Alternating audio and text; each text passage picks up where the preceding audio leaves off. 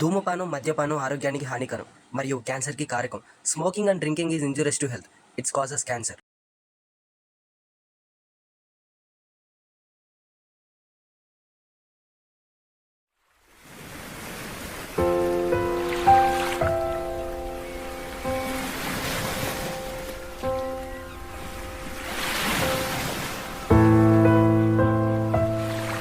ఇతని పేరు రవి. ఇతను ఒక భగ్న ప్రేమికుడు. తన స్నేహితురాలు శ్వేత నయవంచనతో నిన్ను ప్రేమిస్తున్నానని వగలు చూపి రవితో చనువు పెంచుకొని ఎంతో ఉత్సాహంగా జల్సాగా తిరుగుతూ తన అవసరాలను తీర్చుకుంటూ టైం పాస్ చేస్తూ నీవే నా ప్రాణం అంటూ ఒకరినొకరు విడలేనంతగా ప్రేమించుకుంటారు.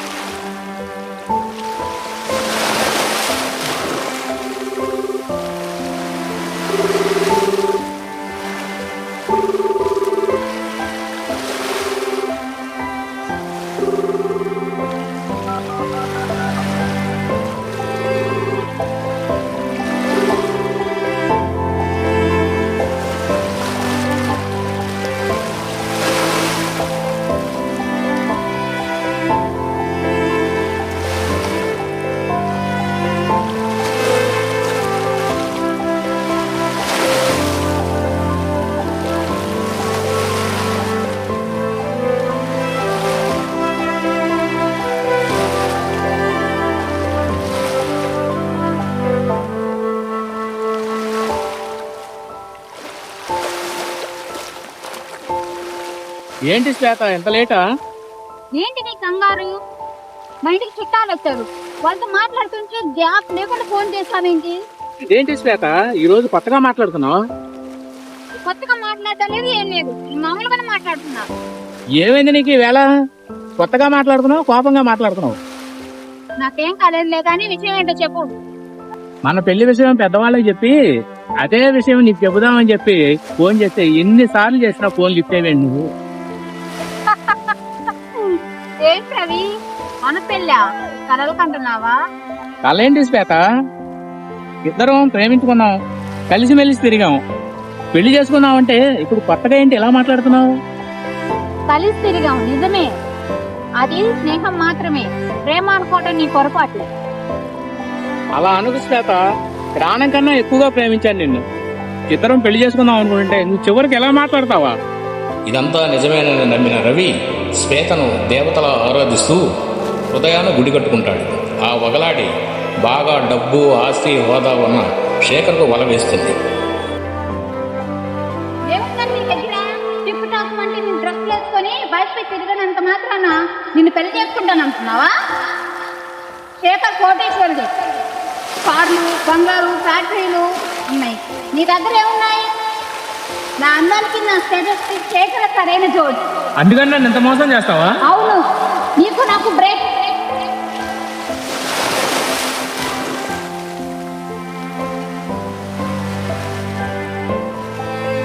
నీవు నాకు కేవలం స్నేహితుడు మాత్రమే. శేఖర్ను ప్రేమించాను, అతన్నే పెళ్లి చేసుకుంటానని రవిని శ్వేత మోసగిస్తుంది. ఆమె నయవంచనకు గురైన రవి హృదయం ఒక్కసారిగా అగ్నిపర్వతంలా బద్దలై మెంటల్గా అప్సైడ్ అవుతాడు. తన మోసగించిన శ్వేతనే కాక స్త్రీ జాతి మీదే విరక్తి కలిగి తాను ఒక శాడిస్ట్లా మారతాడు.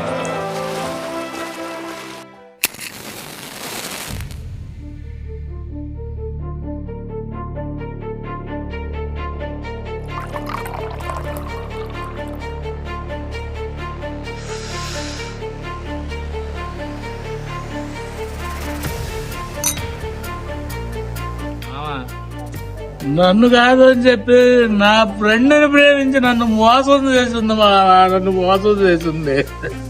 ఊరుకో మావా, అయిపోయింది. ఊరుకునేదండి మావా, ఈ ఏళ్ళ నుంచి ఆడదాన్ని అంత చూస్తా.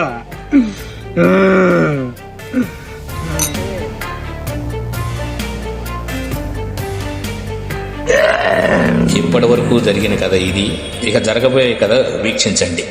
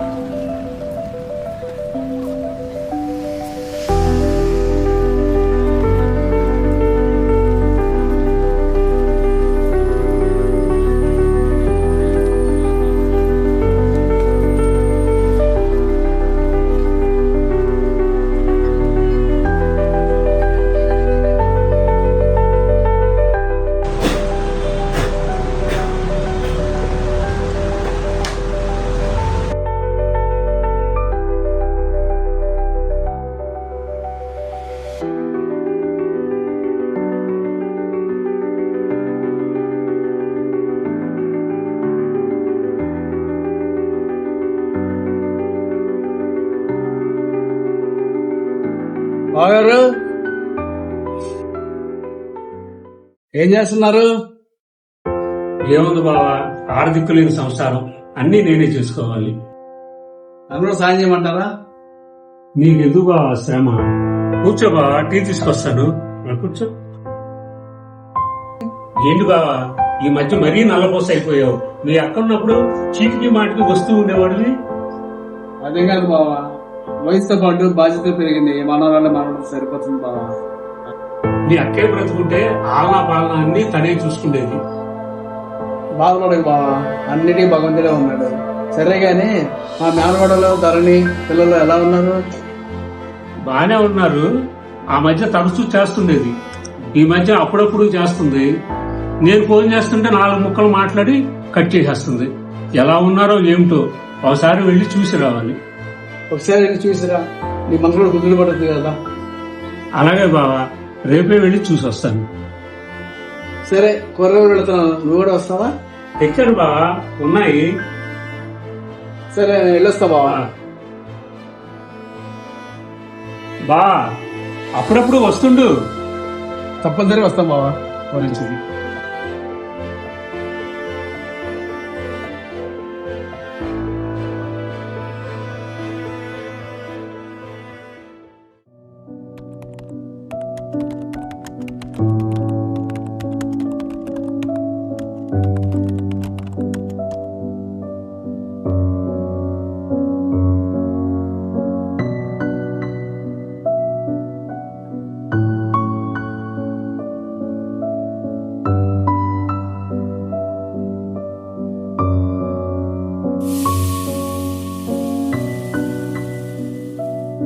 ధరణే, ధరణే, నిలబట్లేదా? కాఫీ తీసురా.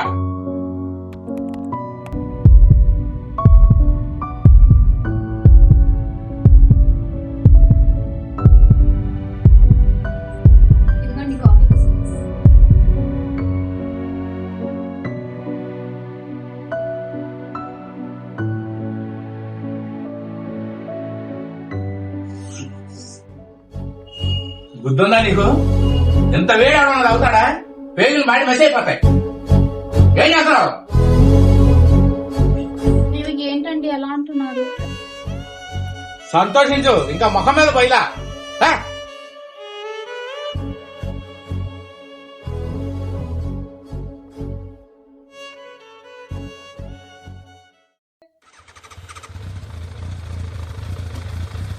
రండి అక్కడే.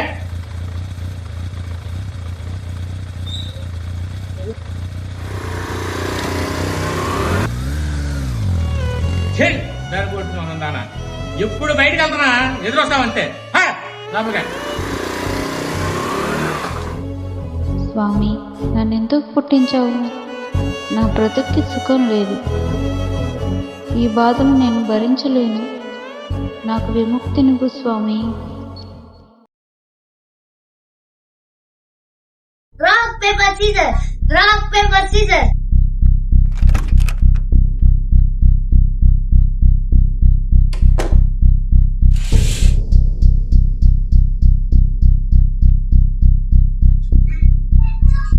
Rock, paper, scissors. స్కూల్ నుంచి రాగానే చదవకుండా ఏంటో ఎదవాట్లాడుతున్నారు. ఏమైందండి? నేను చదివిస్తానండి, మీరు రెస్ట్ తీసుకోండి. ఏం నువ్వు చదివించేది? ఇల్లు పెయింటింగ్ చేయడం రాదు. ఇంట్లో ఏం చేస్తున్నావో ఎవరికి అర్థం కాదు. నా కర్మ కొద్ది దొరికావు నువ్వు. ఆ పిల్లల్నే సరిగ్గా చదివిస్తావు. ఏం నువ్వు చేసేది ఇంట్లో? ఇంకా ఎందుకు పుట్టావు కూడా నాకు అర్థం కావట్లా.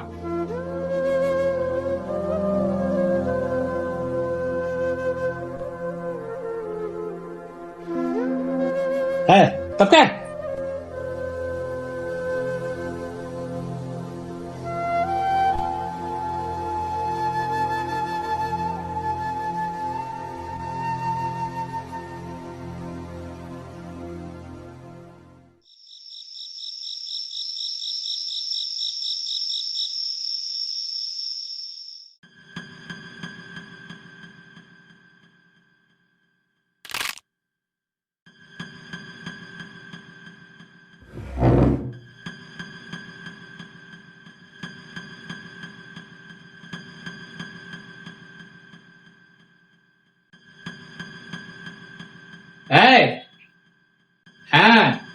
పిల్లలు తిన్నారా? 9 గంటలకి పిల్లలకు పెట్టి నిద్రపుచ్చానండి. ఇంతసేపు మీరు ఎక్కడికి వెళ్ళారు? నాకు చెప్పలేదు. సరే తిన్నాం రండి. ప్రతిదీ నేను చెప్పాలా? నేను తినే వచ్చా. ఏంటండి ఎలా అంటారు? నాకు చెప్పకుండా ఎవరికి చెప్తారు? ఎప్పుడు తిన్నారో ఏమో, కొంచెం తినండి.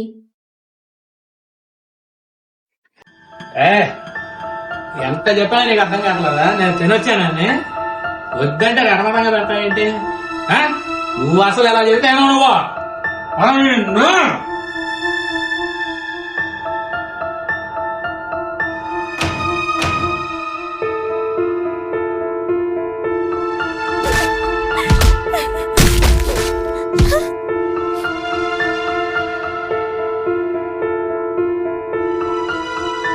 ఏంటో వాడు మనిషా పశువా? పిల్లని అలా కొడుతున్నాడు వాడు. నిజంగా పశువు అండి. అమ్మాయిని డైలీ కొట్లు కొడతాడు. కానీ అమ్మాయి ఇప్పటి వరకు ఎవరికీ చెప్పుకోలేదు. ఆ అమ్మాయి మనసులోనే కుమిలిపోతుంది.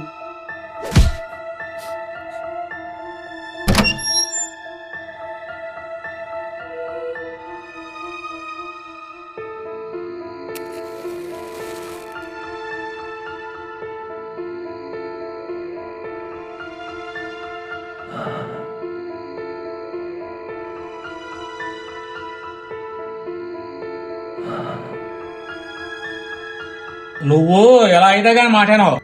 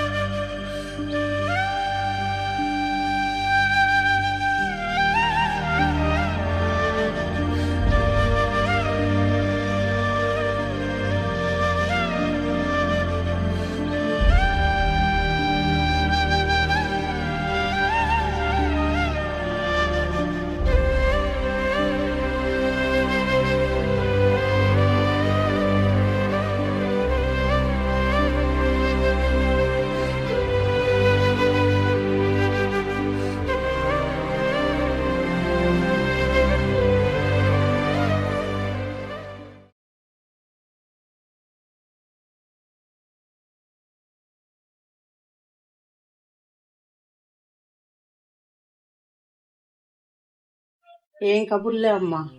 రాత్రి 12 గంటలకి మీ ఇంట్లో నుంచి కేకలు వినపడుతున్నాయి. నువ్వేమో ఏడుస్తున్నావు. ఎందుకమ్మా, ఎందుకు గొడవలు పడుతున్నారు? ఏం చెప్పమంటారు పిన్ని గారు, రోజు రోజుకి ఆయన శాడిజం పెరిగిపోతుంది. ప్రతి చిన్నదానికి కొడుతున్నారు, తిడుతున్నారు. మా పెళ్ళైన దగ్గర నుంచి ఇదే గొడవ. ఆయన అసలు మారట్లేదు పిన్ని గారు. ఒక్కసారి చనిపోవాలనిపిస్తుంది, కానీ పిల్లలు దిక్కులేని వాళ్ళు అయిపోతారని ఆలోచించాల్సి వస్తుంది. ఇంత బాధపడుతున్నారే, ఒకసారి మీ నాన్నకి చెప్పొచ్చు కదా. కొంచెమైనా రవికి ఏమైనా మార్పు వచ్చేదేమో. లేదు పిన్ని, ఆయన మారడు. ఈ విషయం మా నాన్నగారికి చెప్పి ఆయన బాధపడితే నాకు ఇష్టం లేదు. ఆయన ఆరోగ్యం అంతంత మాత్రం. అయితే మహిళా మండలి వారికి చెప్పొచ్చు కదా, వాళ్ళు యాక్షన్ తీసుకుంటారు. లేకపోతే పోలీసులు చెప్పొచ్చు కదా, వాళ్ళు యాక్షన్ తీసుకుంటారు. అంతగా భయం అయితే చెప్పు, నేను వస్తా. నీకు భరోసాగా నేను ఉంటాను. అలా చేస్తే మా కుటుంబ పరువు బజార్ని పడుతుంది పిన్ని. అలా పడటం నాకు ఇష్టం లేదు. సరే తల్లి, నిన్ను ఆ భగవంతుడే కాపాడాలి. నేను తల్లి లాంటి దాన్ని చెప్తున్నాను. ఏదైనా అవసరం అయితే నన్ను పిలువు.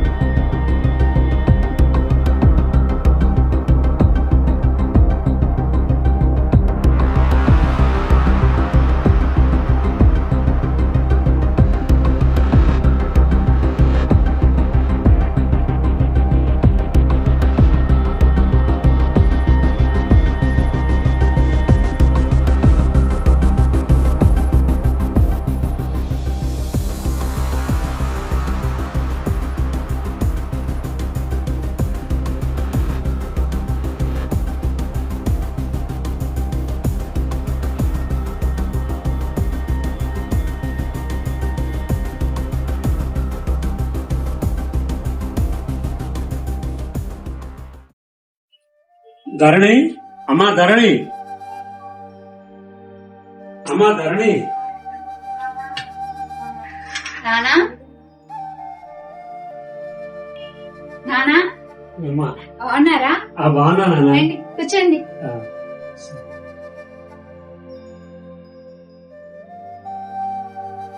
ఎలా ఉన్నారు నానా? నేను బాగానే ఉన్నానమ్మా. మీరందరూ ఎలా ఉన్నారు?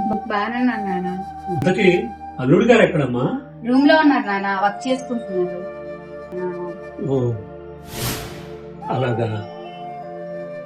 అమ్మా ధరణి, నిజంగానే బాగున్నారమ్మా? దిగులు పడకండి నానా, మేము బాగానే ఉన్నాము. ధరణే, ఎవరు వచ్చారు? నాన్నగారు వచ్చారండి. మాయారు, నమస్కారం. బాబు బాగున్నావా? మేమంతా బాగానే ఉన్నాం మాయగారు. ధరణే, మాయగారు టిఫిన్ ఇస్తా. మాయగారు ఏంటి సంగతులు? అన్ని బాగానే ఉన్నాయి బాబు. అమ్మాయిని పిల్లల్ని తీసుకెళ్దామని వచ్చాను. ఇప్పుడా? ఆఫీసులో వర్క్ ఎక్కువగా ఉందండి. పిల్లలకి స్కూల్ సెలవులు ఇచ్చాక అందరం కలిసి వస్తాం. సరే బాబు. మాయారు, ఆఫీస్ వర్క్ ఉంది, నేను రూమ్ లోకి వెళ్తున్నాను. ధరణే, ఎంతసేపు టిఫిన్ చెప్పి తొందరగా తీసురా.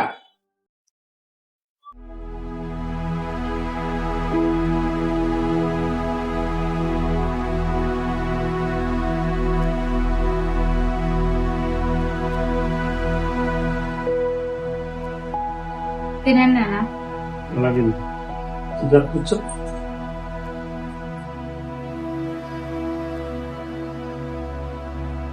తాతయ్య తాతయ్య ఎరా బాబు, బాగున్నారా? బాగున్నాను తాతయ్య. బాగా చదువుతున్నారా? బాగా చదువుతున్నాను తాతయ్య. చదవండి, బాగా చదవాలి, సరేనా? సరే తాతయ్య. నువ్వు ఒక్కడివే అక్కడ ఉండకపోతే మాతో పాటు ఉండొచ్చుగా నాన్న. చూడు ఎలా చిక్కుపోయావో. నేను బాగానే ఉన్నానమ్మా. నేను తిరగలేనప్పుడు నీ దగ్గరికే వచ్చి ఉంటా. సరే గాని అల్లుడు గారు నిన్ను పిల్లల్ని బాగా చూసుకుంటున్నారా? ఏం నాన్న అలా అడుగుతున్నావు? ఏమీ లేదమ్మా, పైకి నవ్వుతున్నావు గాని నీ కళ్ళల్లో ఏదో బాధ కనిపిస్తుంది. అదేం లేదు నానా. పిచ్చి తల్లి, నాకు చెబితే బాధపడతానని తన కష్టాలను పేరుకు తగ్గట్టుగా భూదేవిలా తనలోనే దిగమింగుకుంటూ సంసార సాగరాన్ని ఈదుతుంది. అమ్మా వెళ్ళొస్తానమ్మా. అరే మనవాళ్ళు, వెళ్ళొస్తానరా. అవును, అల్లుడు గారు ఆఫీస్ వర్క్ అంటూ లోన్ ఉన్నట్టున్నారు, చెప్పొస్తాను. పర్లేదు నాన్న, ఆయన ఆఫీస్ వర్క్ లో ఉన్నారు, నేను చెప్తానులే. ఆయన అంత అర్జెంట్ ఏంటి? ఇవాళ ఉండి రేపు వెళ్ళొచ్చు కదా. అది కాదమ్మా, ఇంటి పని చేయించాలి, అక్కడక్కడ రిపేర్లు ఉన్నాయి, పని వాళ్ళు వస్తారు, నేను వెళ్ళాలి. మరి పిల్లలకి సెలవు ఇచ్చిన తర్వాత అందరూ కలిసి రండి. అలాగే నాన్న, మీ ఆరోగ్యం జాగ్రత్త. సరేనమ్మా. తాత తాత మేము కూడా మిమ్మల్ని కిందగా దిగడానికి వస్తాం. సరే రండిరా మనవాళ్ళు.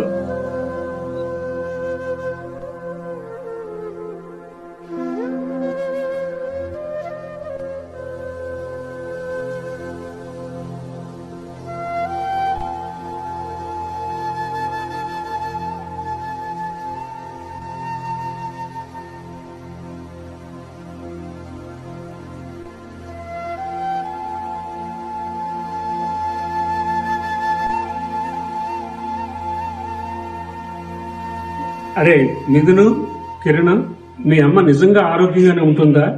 మీ అమ్మ ముఖం చూస్తుంటే ఏంటో డల్లుగాను నీరసంగా కనిపిస్తుందిరా. ఎందుకురా అలా ఉన్నారు? మీ మనసులో బాధ నాతో చెప్పుకుంటే మీ బాధ కొంతైనా తీరుతుంది. నేనేమి అనుకోను, చెప్పండిరా. మా నాన్న మా అమ్మని మా ఇద్దరిని రోజు కొడుతూ తిడుతూ ఉంటాడు తాతయ్య. నీకు చెప్తే బాధపడతామని అమ్మ నీతో చెప్పొద్దని చెప్పింది. అలాగా, ఉండు, మీ నాన్న పని చెప్తాను. వద్దు తాతయ్య వద్దు. నువ్వు మా నాన్నకు చెప్తే నువ్వు అడిగినా మంగనిచ్చినా నువ్వు వెళ్ళాక మమ్మల్ని కొట్టి చంపేస్తాను తాతయ్య.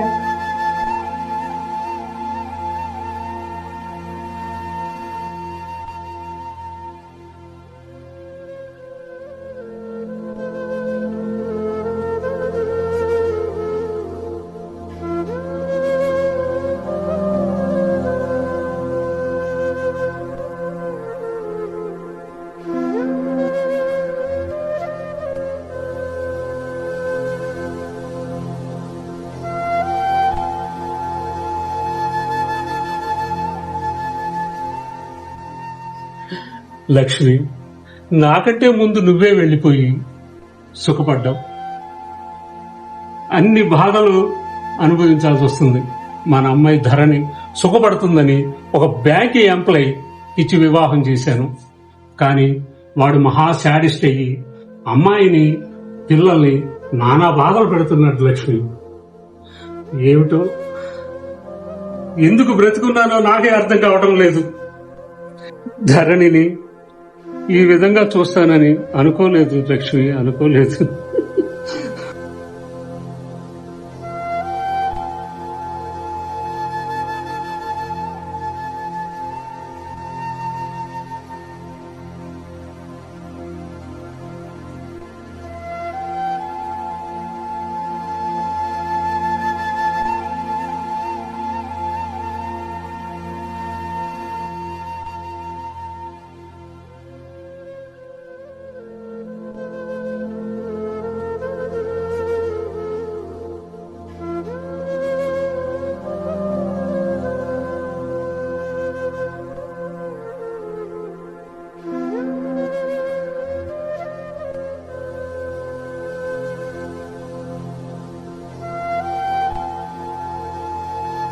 అరే తమ్ముడు, అరే తమ్ముడు, 12 10 50 చేర్చి నాన్న.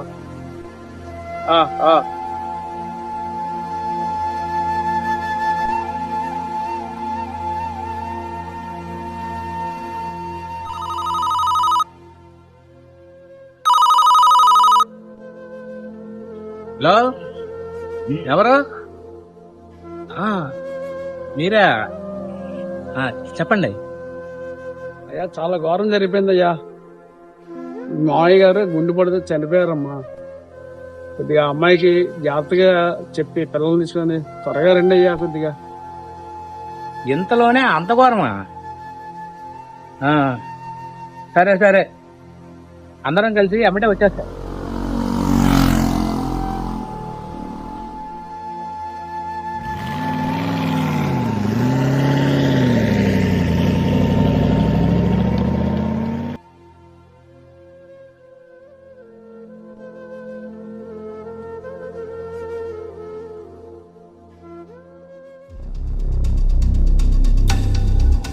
ధరణి, ధరణి,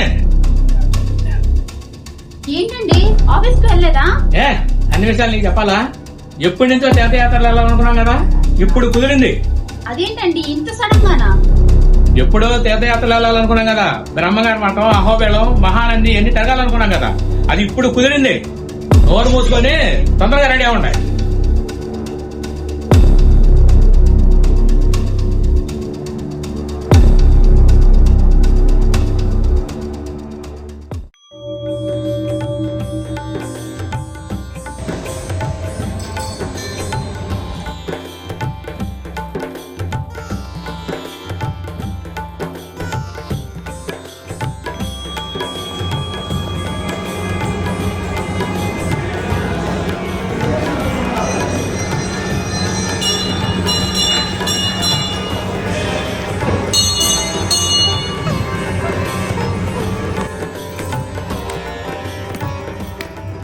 అయ్యా చాలా ఘోరం జరిగిపోయిందయ్యా. మావయ్య గారు గుండె పడితే చనిపోయారమ్మా. కొద్దిగా అమ్మాయికి జాగ్రత్తగా చెప్పి పిల్లల్ని తీసుకొని త్వరగా రండి అయ్యా. కొద్దిగా ఏంటండి ఇదేదో ఆలోచిస్తున్నారు? అన్నీ నీకు చెప్పాలా?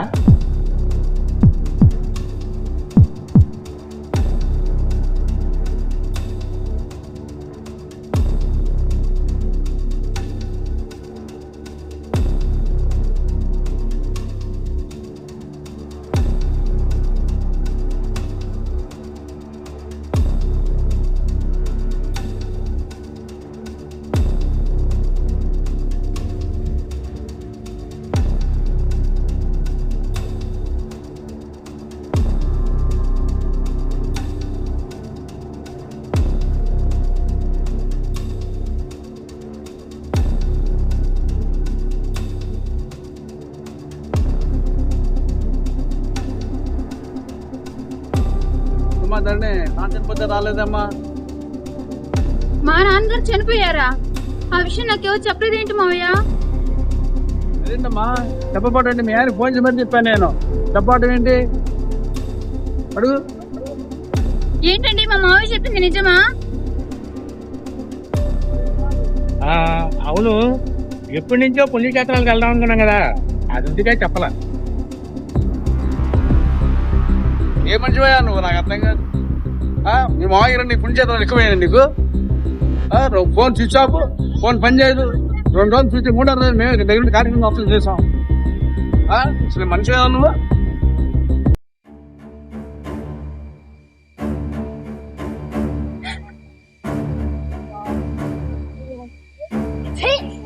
మగాడివా?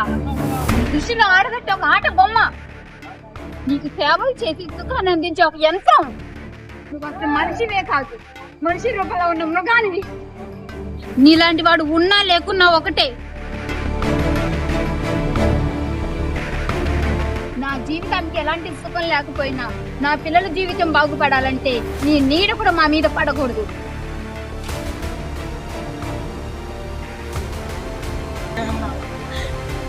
అందుకే నీ నుండి దూరంగా వెళ్ళిపోతున్నావు.